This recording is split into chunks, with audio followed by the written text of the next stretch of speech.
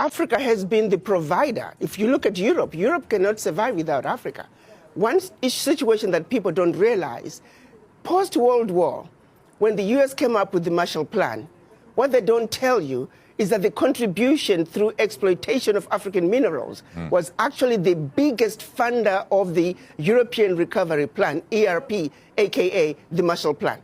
US contributed $13 billion, which is now present day $175 billion, which, by the way, the American taxpayer must be paid back. Nobody's asking for that money back.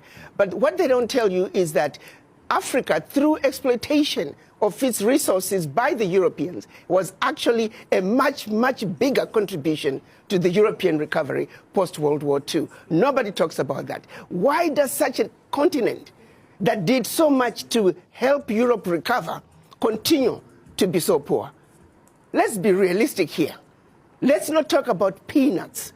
Africa does not need the aid. What we need is for those who are exploiting Africa to stop.